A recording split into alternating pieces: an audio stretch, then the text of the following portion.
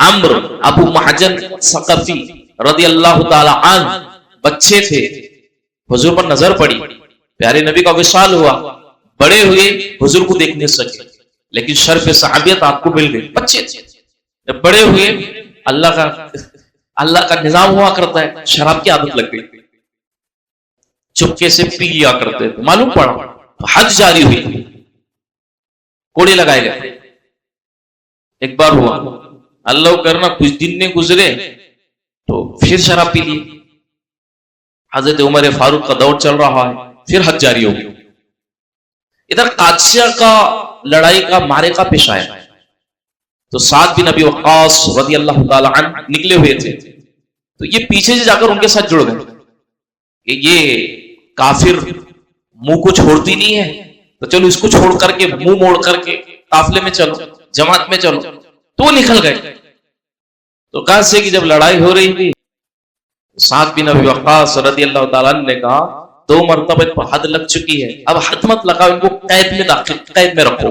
लिहाजा साद बिन अबी वक्कास रज़ियल्लाहु ताला अन्हु का एक खैमा बनाया गया था, उसी के अंदर इनके पैरों में बेड़ियां डाल दी गई और इनके हाथों को बांध दिया गया। अबू महजन सकफी रज़ियल्लाहु ताला अन्हु, तो उनको बांध करके उस खैमे में रख दिया गया।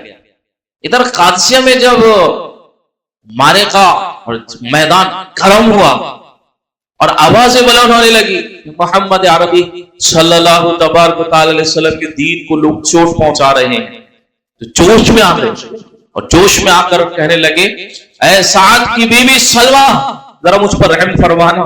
क्या हुआ?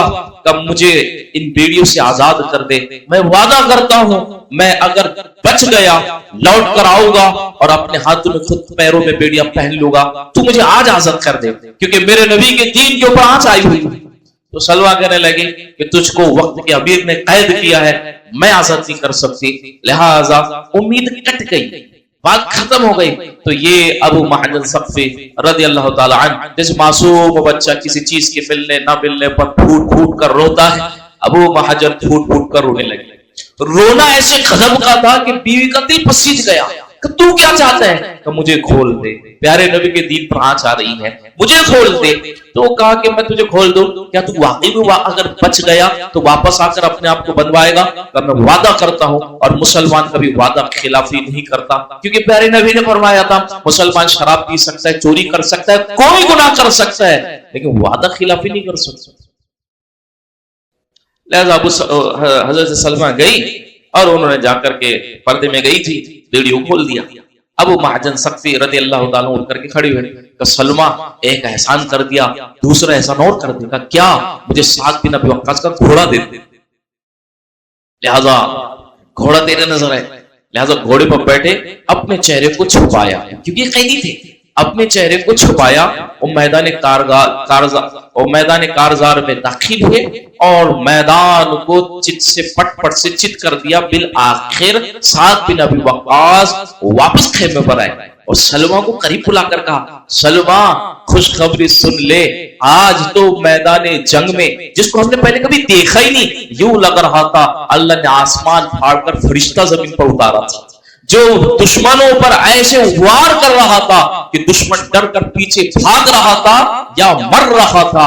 ऐ सलमा, आज तो हमने अल्लाह की गैबी मदद अपनी आंखों से देखा है। तो सलमा मुस्कुराने लगी, तो पूछा कि सलमा तू ऐसी बात सुनकर मुस्कुरा क्यों रही? कहा कि आपको खबर होनी चाहिए, जिसको आप अल्लाह की मदद समझ रहे हैं, जिसको आप अल्लाह की मदद कह रहे हैं, वो कोई और नहीं था, वो अबू महजन सकफी था। तो हजरत साद ने जो ही सुना तो रोते हुए खेमे में दाखिल हुए और अपने हाथों से बेड़ियां खोलने लगे। तो वो अबू महजन कहने लगे, साद मैं तुम कैदी हूं, मुझे क्यों खोलते हो? का जिसको हमने अल्लाह की मदद समझा है, मैं उसको बेड़ियों में कैद करके कभी रख नहीं सकता। और आगे एक जुमला कहा, अल्लाहु अकबर, शराबी को जब ऐसा प्यार दिया जाएगा वो भी आपका बन जाएगा।